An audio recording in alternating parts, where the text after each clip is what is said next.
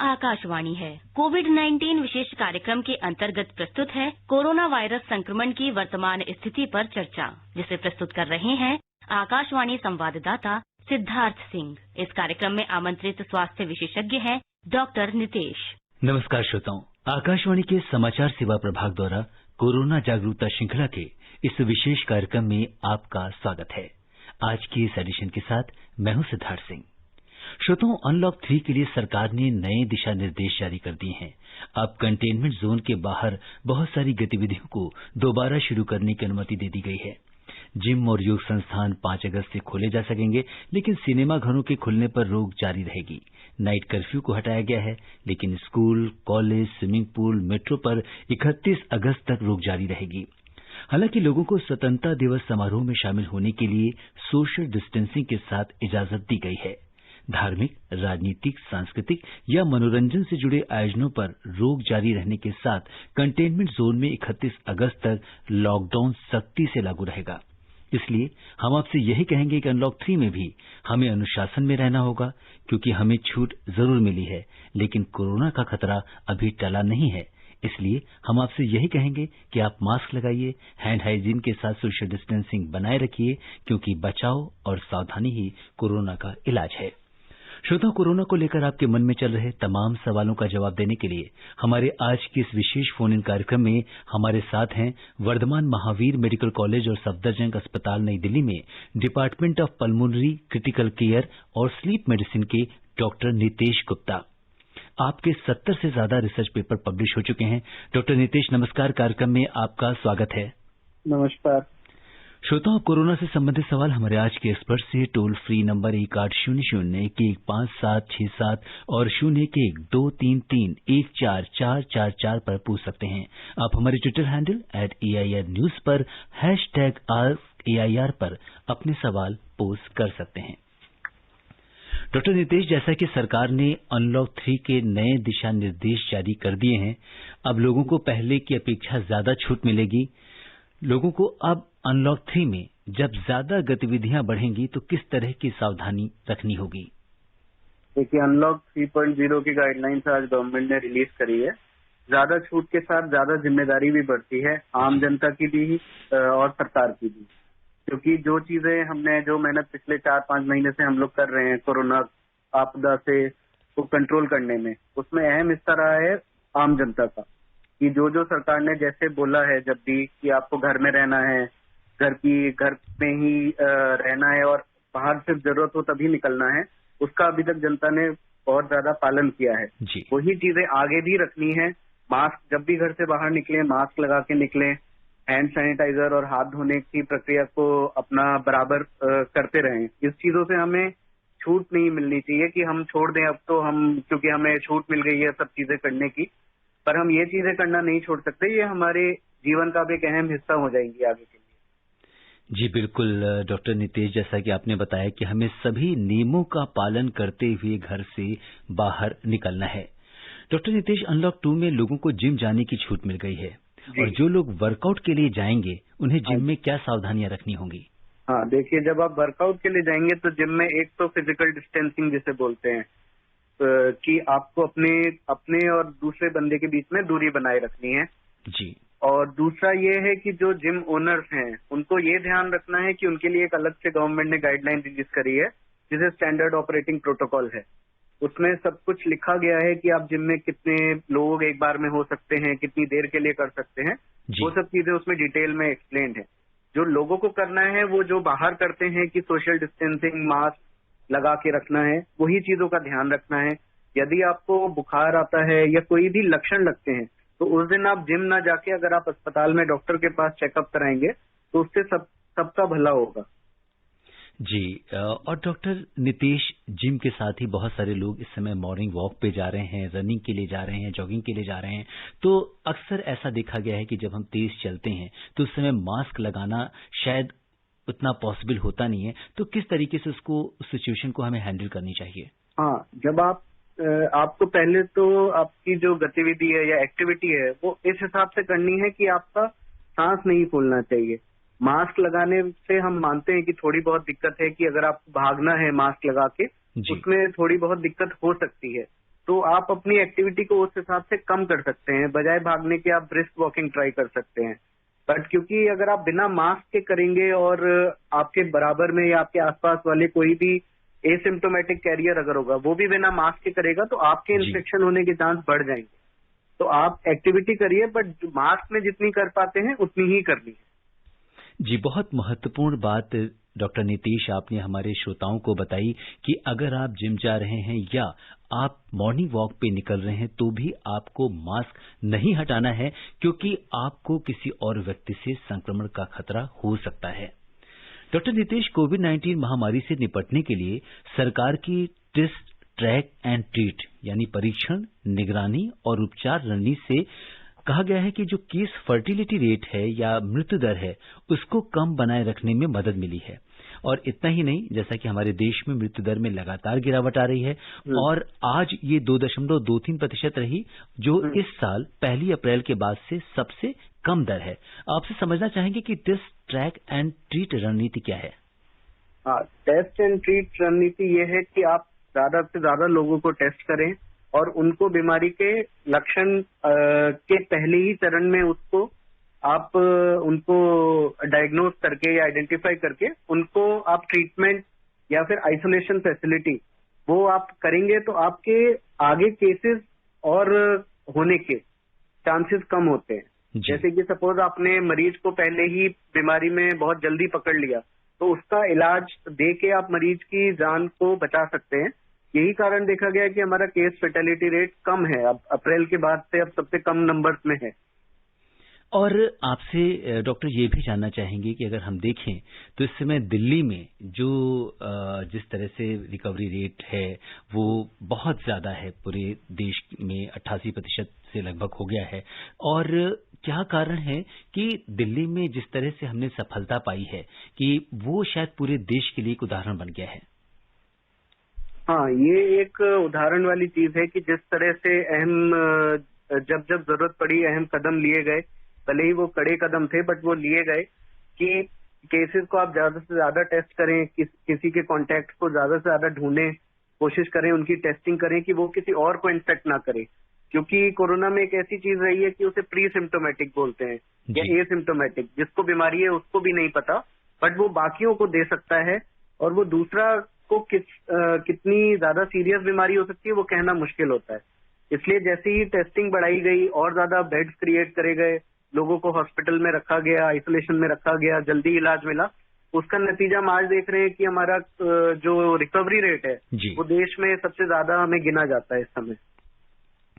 Doctor Nitish, पिछले 24 घंटों के दौरान अगर हम देखें, टेस्टिंग की बात आपने की, तो हमने 4,08,855 जो है कोविड-19 नमूनों की जांच की गई है और इसके पहले 2 दिनों में तो हम 5-5 लाख से ज्यादा टेस्ट कर रहे थे और सरकार ने जो आगे टारगेट रखा है वो 10 लाख टेस्ट प्रतिदिन करने का लक्ष्य है।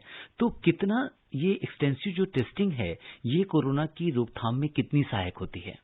जैसे कि अभी हमने पहले भी बात करी, कोरोना की रोकथाम का गुरु मंत्र आप कह सकते हैं कि टेस्ट, ट्रीट एंड आइसोलेट ही रहता है जी। तो आप जितने ज्यादा टेस्ट लोग करेंगे उतने ज्यादा आप जल्दी लोगों को डिटेक्ट करेंगे और उतना ही जल्दी से इलाज दे पाएंगे।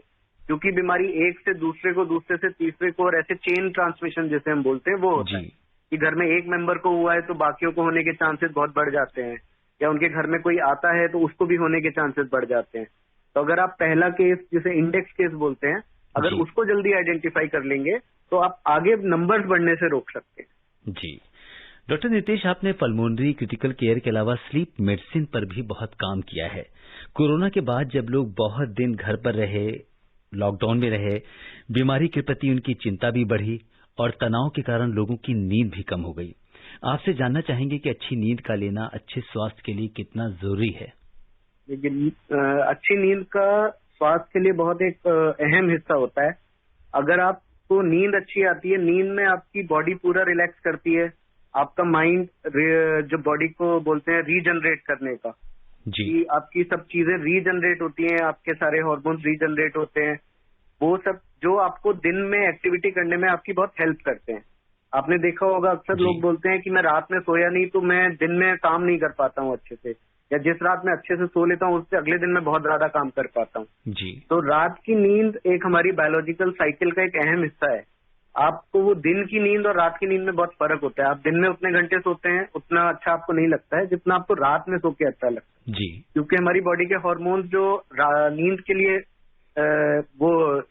नींद के लिए बने हैं वो हमारे ज्यादातर रात में ही रिलीज होते हैं, इसलिए रात में सोना बहुत ज्यादा जरूरी हो गया है। डॉक्टर नितेश, आपने एक बहुत महत्वपूर्ण बात बताई कि बहुत सारे ऐसे हार्मोन्स हैं जो तब रिलीज होते हैं जब हम सो रहे होते हैं जी। तो रात की नींद इसलिए बेहद जरूरी है। लेकिन बहुत सारे ऐसे लोग हैं जो कहते हैं कि नींद हम बहुत कोशिश करते हैं, रात में लेटे भी रहते हैं, आंख भी बंद करते हैं, लेकिन आंखों में नींद नहीं होती। तो कैसे हम अगर इस तरह की शिकायत है तो हम कैसे अनिद्रा को कैसे दूर कर सकते हैं? देखिए, अनिद्रा को के कई सारे कारण होते हैं। पहला वो महत्वपूर्ण कारण होता है आपको कोई नींद रिलेटेड बीमारी तो नहीं है। जैसे हम बोलते हैं कि किसी को खराटे बहुत आते हैं तो उसकी नींद बार बार टूटती है। फिर हम एक बीमारी होती है इंसोम्निया कि जिसमें रात में नींद ना आना, एक उसकी डेफिनेशन होती है। उसमें हम देखते हैं कि पेशेंट को या तो नींद आती नहीं है या फिर नींद आके और बहुत जल्दी खुल जाती है, तो पेशेंट को लगता है मैं तो सोया ही नहीं हूँ रात भर। तो इन सब बीमारियों के काफी कारण होते हैं जिसको हम लोग अपने क्लिनिक्स वगैरह में पेशेंट से बहुत सारे सवाल पूछ के और पैटर्न देख के कि कैसे उनकी नींद है, काम कैसा है, किस घंटे काम करते हैं, किस घंटे आराम करते हैं, उसको देख के ही हम बता पाते हैं। जी, इसके ऊपर हमारी आपसे और चर्चा होगी। इस बीच बहुत सारे कॉलर्स हमसे जुड़ चुके हैं और सबसे पहले हम रुख करते हैं उत्तर प्रदेश में जौनपुर का, जहां से राजधर मिश्र जी हमारे साथ जुड़ चुके हैं। राजधर जी नमस्कार, आप बहुत नियमित श्रोता हैं, आपका कार्यक्रम में स्वागत है। नमस्कार। नमस्कार डॉक्टर साहब, मेरे 2 सवाल हैं। सर, मेरा पहला सवाल है कि अगर हमें कोरोना हुआ है लेकिन हमें मालूम नहीं है और घर में मम्मी पापा हैं जो 7 साल के ऊपर हैं, तो सर हमें मतलब कि किस तरह सावधानी बरतनी चाहिए क्योंकि हमें मालूम नहीं कि हमें कोरोना हुआ है। और सर मेरा दूसरा सवाल है कि अभी ये बारिश का सीजन है सर, तो गांव में क्या कि थोड़ा ये मच्छर ज्यादा काटते हैं, मतलब ये डेंगू टाइफाइड में ये सब होने का चांस ज्यादा रहता है, तो सर इससे हम किस तरह सावधान रहें सर? बिल्कुल डॉक्टर नितेश, ये 2 सवाल हैं इनके। पहला सवाल ये है कि कोई भी व्यक्ति जब एसिम्प्टोमेटिक होता है, उससे पता नहीं होता कि वो कोरोना का कैरियर है और वो अपने घर जाता है, तो किस तरह की सावधानी रखें ऐसे केसेस में कि हम अपने घर में जो दूसरे लोग हैं, चाहे वो वृद्ध हों या दूसरे परिवार के सदस्य हैं, उनसे हम कैसे इनको इससे बचा पाएं?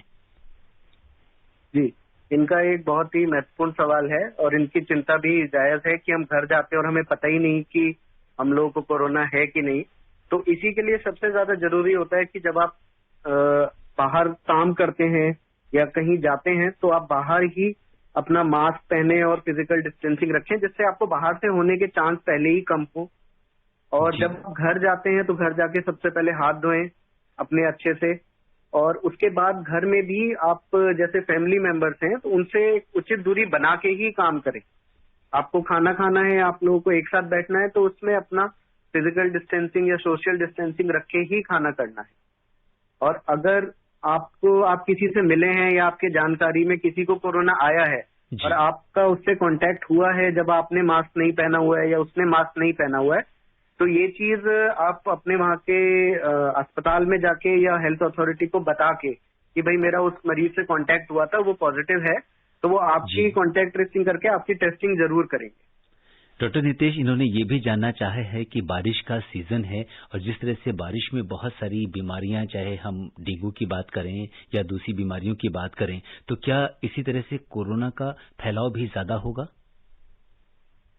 देखिए, कोरोना का फैलाव तो क्योंकि मच्छर वगैरह से नहीं होता है, वो सिर्फ जो बीमार मरीज होता है उसके खांसने या छींकने से जो कीटाणु होते हैं उसी से होता है जी। तो जो अब आगे बारिश होगी तो इनसे ये चीज होगी, क्योंकि बाकी बीमारियों के भी लक्षण यही हैं कि बुखार आएगा, ठंड लग के बुखार आएगा या नजला जुकाम होगा वायरल इन्फेक्शन में, तो हमें और ज्यादा सावधानी रखने की जरूरत है। और अगर कोई भी सिम्टम आता है तो घर में इलाज करने की बजाय हॉस्पिटल में जाके दिखाना है जी। और इसके साथ ही हमारे साथ कार्यक्रम में जुड़ चुके हैं शामली से ठाकुर बदन सिंह जी। हेलो।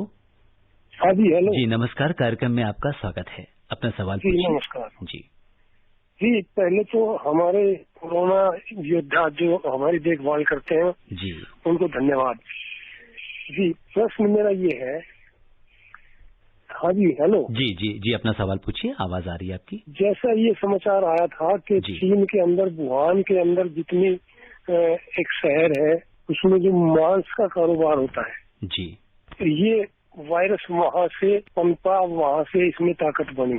जी अगर ऐसी कोई स्थिति अपने देश में बन जाए जी तो क्या ये वायरस यहाँ भी पनप सकता है? जी डॉक्टर साहब, इन्होंने सबसे पहले तो आपको बधाई दी है क्योंकि आप भी एक कोरोना वॉरियर हैं और जिस तरीके से देश में आपने लोगों के लिए काम किया है उसके लिए बहुत बहुत बधाई दे रहे हैं। और साथ ही ये भी पूछ रहे हैं कि चीन के वुहान से जिस तरीके से ये वायरस आया है, हालांकि उसका संक्रमण तो हमारे देश में भी हो ही चुका है, तो उसके बारे में थोड़ा बताइए।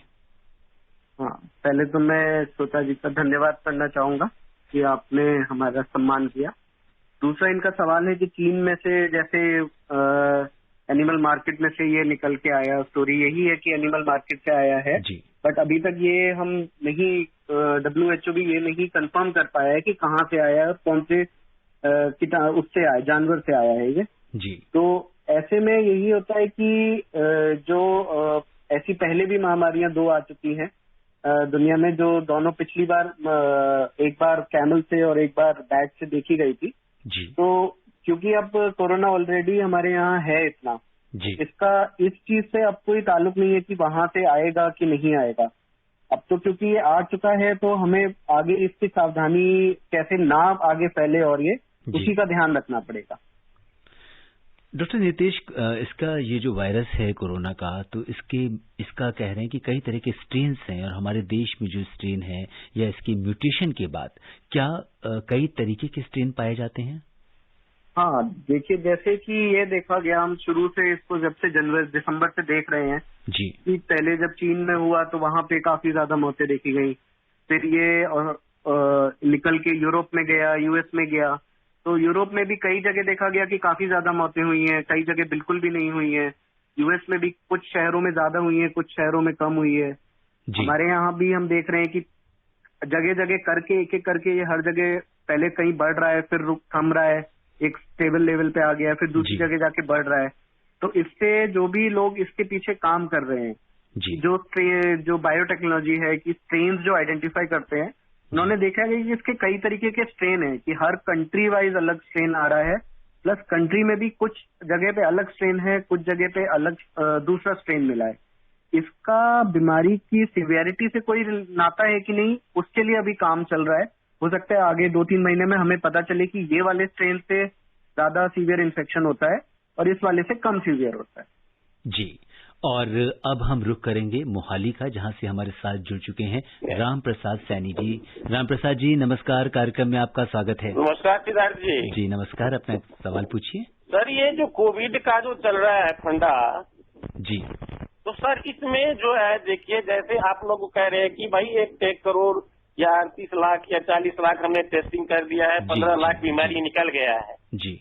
अब सवाल ये है कि बाकी का जो बचा हुआ है आपके पास आदमी, वो तो सही चल रहा है जी। तो इसके बारे में क्या आप कहना चाहते हैं, वो मैं जानना चाहता हूँ। जी डॉक्टर साहब, ये जानना चाहते हैं कि जिन लोगों को संक्रमण नहीं हुआ है उनके बारे में क्या कुछ आप कहेंगे? हाँ, जिनको संक्रमण नहीं हुआ है उनका यही है कि आगे एहतियात बरतनी है, जैसा आप करते आए हैं कि आपको हाथ धोना, सोशल डिस्टेंसिंग, मास्क, क्योंकि बीमारी का पहला इलाज है बीमारी से बचना। एक बार बीमारी हो जाती है तब तो इलाज है ही, जो भी चीजें हैं वो सब करते हैं, बट किसी भी बीमारी का पहला इलाज होता है उससे बचाव रखना। अब क्योंकि हमें पता है इससे 2-3 चीजें करने से इससे हम बच सकते हैं, तो हमें वो चीज आगे तक बराबर रखनी है कि बीमारी हो तब हमें लगे कि अच्छा हम तो बीमार हो गए, अब हमें कोरोना हो गया।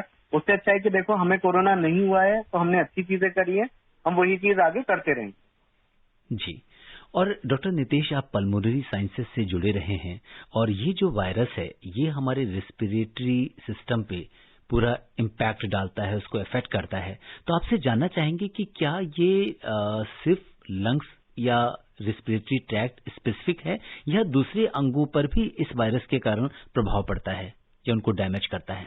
जैसे जैसे इस बीमारी के बारे में हम सीख रहे हैं पिछले 5 महीने से, वैसे वैसे हमने देखा है कि शुरू में लगा था सबको कि सिर्फ रेस्पिरेटरी है, कि सिर्फ श्वास को अफेक्ट करता है, सांस में दिक्कत कराता है या गले में दिक्कत खराश कराता है।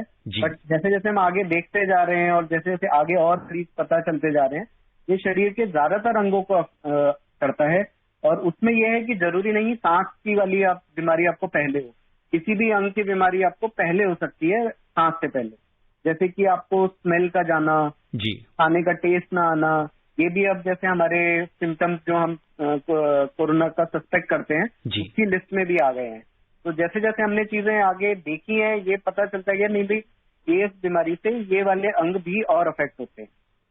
जी, तो इसका जो फैलाव है वो हमारे खाली अपर रेस्पिरेटरी ट्रैक्ट या लोअर रेस्पिरेटरी ट्रैक्ट तक ही सीमित नहीं है, बल्कि ये दूसरे अंगों पर भी प्रभाव डाल सकता है। डॉक्टर नितेश, अगर हम इस वायरस की जर्नी के बारे में थोड़ी बात करें, क्योंकि आपका स्पेशलाइजेशन पल्मोनरी है, तो जैसे जब ये वायरस का संक्रमण होता है, हमारे ये मुंह के अंदर जाता है, तो इसके बाद ये कैसे ट्रैवल करता है?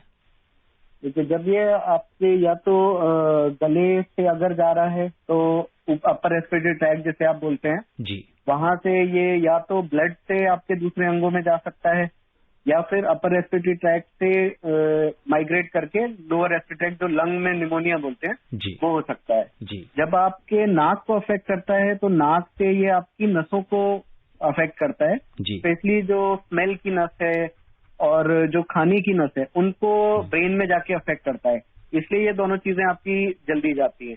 जब ये ब्लड से जाता है, हो सकता है आपको ब्लड में जो सेल्स होते हैं उसकी कमी कराता है, वहां से जाके ये बाकी अंगों में भी अफेक्ट करता है। जैसे कि पेट में जाके इसका सिम्टम है कि डायरिया हो जाता है मरीज को। कई मरीजों को हमने देखा है सिर्फ डायरिया के साथ आते हैं जी। तो हो सकता है ब्लड से ये पेट में जाए, इन्फेक्शन कराए और वहां से आपको बीमारी शुरू हो जी। और अब हम रुक करते हैं बिहार में भागलपुर का, जहां से हमारे साथ जुड़ चुके हैं राकेश कुमार जी। हेलो राकेश जी, नमस्कार, कार्यक्रम में आपका स्वागत है। नमस्कार सर, मेरा सवाल ये है कि सैनिटाइजर अगर हम यूज करते हैं उसके बाद अगर हाथ हम धोते हैं तो सैनिटाइजर का असर हाथ पे रहता है या नहीं रहता है? जी, अगर सैनिटाइजर का हम प्रयोग करते हैं तो सैनिटाइजर के प्रयोग करने के बाद एक तो ये सवाल बनता है कि सैनिटाइजर कितनी देर तक इफेक्टिव रहता है, और दूसरा अगर उसके बाद इन्होंने पूछा है कि अगर हम हाथ धो देते हैं तो क्या सैनिटाइजर का इम्पैक्ट या इफेक्ट खत्म हो जाता है? सैनिटाइजर का इफेक्ट रहता है कि आपने कितनी कॉन्सेंट्रेशन का अल्कोहल वाला सैनिटाइजर यूज किया है। अगर आपने ज्यादा कॉन्सेंट्रेशन का यूज किया है तो उसका इफेक्ट 2 से 3 घंटे रहता है हाथ में, और अगर आपने कम वाला यूज किया है तो उसका 1 से 2 घंटे रहता है। सैनिटाइजर के एकदम बाद अगर आप हाथ धो रहे हैं तो सैनिटाइजर का इफेक्ट कम हो जाएगा। इससे बेहतर है कि आप सैनिटाइजर ना यूज करके सीधे हाथ धोएं, क्योंकि हाथ साबुन से धोना और सैनिटाइजर दोनों में कोई फर्क नहीं है, दोनों बिल्कुल बराबर हैं।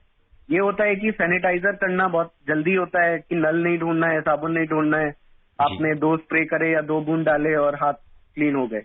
तो किसी भी चीज को छूने से पहले या कोई भी आप खाना खाने जा रहे हैं तो जैसे हमारी बचपन से आदत सिखाई जाती है कि हाथ धो के आओ पहले जी। हमारे दादा दादी नाना नानी डांटते थे कि नहीं पहले हाथ धो के आओ तब खाना मिलेगा जी। तो हमें उसी चीज को वापस अपने जीवन में लाना है कि हम हर कोई भी काम करने से पहले अपना हाथ धोएं और फिर वो चीज करें, और उस चीज को करने के बाद फिर से हाथ। जी, डॉक्टर नितेश बार बार जोर दे रहे हैं कि हमें कुछ भी खाने पीने के पहले या चेहरे पर अगर हम हाथ लगाते हैं तो हमें अपने हाथों को बार बार धोना होगा और जो भी दिशा निर्देश हैं उनका पालन करना होगा। डॉक्टर नितेश, आपसे जैसे भी सैनिटाइजर की बात चल रही थी, तो बाजार में बहुत तरीके के सैनिटाइजर उपलब्ध हैं, तो किस तरीके का, जब कोई आम जो श्रोता है वो बाजार में सैनिटाइजर लेने जाए तो किन बातों का ध्यान रखे? तो जब आप सैनिटाइजर लेने जाते हैं तो आपको एक तो उसमें कॉन्सेंट्रेशन का ध्यान रखना है, अल्कोहल का कॉन्सेंट्रेशन कितना है जी। क्योंकि अल्कोहल बेस्ड सैनिटाइजर ही आते हैं जी। उसमें अलग अलग कंपनी के अलग अलग तरीके के आते हैं, तो उसमें आपका जो कंसेंट्रेशन होना चाहिए उसमें हम देखते हैं बेंजोइल क्लोराइड करके जी, एक मटेरियल होता है जिसका 0.125% होता है। तो हमें वो चीजें चेक करनी है कि सैनिटाइजर जो हम ले रहे हैं जी, उसमें जो भी उसके अंदर मिलाया गया है उसकी मात्रा लिखी होनी चाहिए। अगर उसमें मात्रा नहीं लिखी है तो हमें उस सैनिटाइजर को यूज नहीं करना चाहिए, क्योंकि हमें नहीं पता कि उसके अंदर क्या चीज है। आप ज्यादा कंसंट्रेशन वाली चीजें यूज करेंगे, हो सकता है आपकी स्किन में अफेक्ट आ जाए, स्किन में दाने निकल आए या स्किन में जो जलना कहते हैं वो बहुत देर तक रहे। प्लस ये चीज सैनिटाइजर चीज छोटे बच्चों से दूर रखनी चाहिए। छोटे बच्चों की आदत होती है कुछ भी चीज मुंह में लेने की या कोई भी चीज खोल के उसको पीने की, अगर पानी की कोई बोतल है, क्योंकि वो उनको नहीं पता चलता है कि इसके अंदर क्या है। तो आप जब भी ये चीजें यूज करें तो इनको देख के खरीदें कि इनमें जो प्रिस्क्राइब्ड है कंसंट्रेशन उतनी है कि नहीं। प्लस इन्हें बच्चों से दूर रखना बहुत जरूरी है। जी डॉक्टर नितेश, आपने बहुत महत्वपूर्ण बात बताई कि जब भी हम सैनिटाइजर को रखते हैं घर में तो उसे बच्चों की रीच से हम दूर रखना चाहिए और खरीदते वक्त हमको इसमें अल्कोहल की कंसंट्रेशन भी देखनी चाहिए कि जो मानक है उसके अनुसार है या नहीं। और अब हम रुक करते हैं जालंधर का, जहां से हमारे साथ जुड़ चुके हैं जीआर पॉल जी। पॉल साहब नमस्कार, कार्यक्रम में आपका स्वागत है। हेलो जी पॉल जी नमस्कार, कार्यक्रम में स्वागत है, अपना सवाल पूछिए। मेहरबानी, शुक्रिया सर। मैं जलंधर पंजाब से बोल रहा हूँ जी। सर मेरा ये क्वेश्चन है कि जो 5 साल की उम्र से कम के बच्चे हैं उनके लिए इसका क्या प्रिकॉशन लेना चाहिए हमें? जी, बच्चों में कोरोना को लेकर क्या प्रिकॉशंस लेनी चाहिए ये बताइए। बच्चों में भी आपको जैसे बड़ों में प्रिकॉशन जो है, प्रिकॉशंस वही रखनी चाहिए कि बच्चे जब भी बाहर जाएं, क्योंकि बच्चों का मन करता है कि हम बाहर खेलने जाएं, इतने दिन से घर में बंद हैं, स्कूल भी बंद है, सब कुछ बंद है। तो जब भी बच्चों को बाहर लेके जाएं या आप पार्क लेके जा रहे हैं या मार्केट लेके जा रहे हैं, उनको भी मास्क पहनाना जरूरी है। जो बड़ों में हम चीजें फॉलो कर रहे हैं वही बच्चों को सिखानी है अभी से और वही उनके अंदर फॉलो करनी है। प्लस बच्चों में दूसरी चीज का जो ध्यान रखना है कि बच्चों में एक 5 साल की उम्र तक वैक्सीनेशन जरूरी होता है। जो भी हमारी भारत सरकार की गाइडलाइंस है उसके हिसाब से वैक्सीनेशन कराना होता है, क्योंकि वो बच्चों में और बीमारियों को प्रिवेंट करती है। तो बच्चों का वो वैक्सीनेशन शेड्यूल नहीं बिगड़ना चाहिए कि हम अभी कोरोना है तो अस्पताल जाके वैक्सीन नहीं लगवाएंगे और बच्चे का जो टाइम पे लगनी थी वैक्सीन उसको हम थोड़े दिनों बाद लगवा लेंगे, ऐसा नहीं करना है। जो वैक्सीन बच्चों में लगती आ रही थी बाकी बीमारियां बचाने के लिए वो टाइम पे लगवाएं। डॉक्टर नितेश, आपने बहुत महत्वपूर्ण जानकारी दी, क्योंकि इसके बारे में सरकार के भी दिशा निर्देश आए थे और WHO ने इस बात पर चिंता जाहिर की थी कि कोरोना काल में लोग चूंकि अस्पताल नहीं जा रहे हैं तो छोटे बच्चों का जो वैक्सीनेशन है वो इन टाइम नहीं हो रहा है, जिसकी वजह से दूसरी बीमारियों का जो खतरा है वो बढ़ता जा रहा है। हेलो जी, तो इसलिए अपने सभी श्रोताओं से क्या आप कहेंगे? बतानी चाहिए अपने माध्यम से। रेडियो एक महत्वपूर्ण माध्यम होता है जो गांव-गांव तक जाता है। तो ये सब चीज सबको समझनी चाहिए कि जो हम पहले करते थे वो चीजें तो बच्चों की करानी ही करानी है। जी, और श्रोताओं अब समय इजाजत नहीं दे रहा कि हम इस चर्चा को आगे बढ़ाएं। चलते चलते डॉक्टर नितेश, आप आकाशवाणी के श्रोताओं को कोरोना से बचने के लिए क्या टिप्स देना चाहेंगे? हाँ, देखिए जैसे कि आप अनलॉकिंग फेज स्टार्ट हो गया, आज अनलॉकिंग 3.0 हो गया है जी। तो जैसे अनलॉकिंग बढ़ेगी सब लोगों की जिम्मेदारियां भी बढ़ेंगी। हमारी जिम्मेदारियां कम नहीं हो रही हैं, हमारी जिम्मेदारियां और बढ़ती जा रही हैं। तो इसीलिए हमें अभी भी वही चीज कि बाहर निकले तो मास्क पहने, कहीं भी जा रहे हैं तो हाथ में हैंड वॉशिंग एक इम्पोर्टेंट पार्ट है और फिजिकल डिस्टेंसिंग करके रखें। कोई भी लक्षण आता है तो तुरंत अस्पताल जाएं। ये नहीं कि हम घर पे रहें, हम टेस्ट नहीं कराएंगे या हम कहीं जाएंगे नहीं क्योंकि वो हमें फिर हॉस्पिटल ले जाएंगे या हमें वहां ले जाएंगे। अगर आप टेस्ट नहीं कराएंगे तो आप अपना ही नहीं, अपने घर में जितने बाकी लोग हैं उन सबका भी नुकसान कर रहे हैं। बिल्कुल डॉक्टर नितेश, आप कोविड-19 के इस विशेष कार्यक्रम से जुड़े और आपने श्रोताओं के प्रश्नों का उत्तर दिया, आपका बहुत बहुत धन्यवाद। धन्यवाद। श्रोताओं, आज के अंक में बस इतना ही। चलते चलते आपसे यही कहेंगे कि अब अनलॉक 3 में आपको ज्यादा छूट मिलेगी, लेकिन कोरोना का खतरा अभी भी बरकरार है। इसलिए आप बाहर निकलते समय मास्क लगाइए, हैंड हाइजीन के साथ सोशल डिस्टेंसिंग बनाए रखिए, क्योंकि बचाव और सावधानी ही कोरोना का इलाज है। आप स्वस्थ और सुरक्षित रहते हुए दूसरों को भी सुरक्षित रखें, इसी कामना के साथ दीजिए मुझे अनुमति। नमस्कार। कोविड-19 विशेष कार्यक्रम के अंतर्गत अभी आप सुन रहे थे कोरोना वायरस संक्रमण की वर्तमान स्थिति पर चर्चा, जिसे प्रस्तुत कर रहे थे आकाशवाणी संवाददाता सिद्धार्थ सिंह। इस कार्यक्रम में आमंत्रित स्वास्थ्य विशेषज्ञ थे डॉक्टर नितेश। ये कार्यक्रम आकाशवाणी के समाचार सेवा प्रभाग द्वारा प्रस्तुत किया गया। इसे आप हमारे mobile app news on AIR पर भी सुन सकते हैं। इस कार्यक्रम के संबंध में अपनी प्रतिक्रिया आप हमें ईमेल कर सकते हैं। पता है AIRNSDtalks@gmail.com।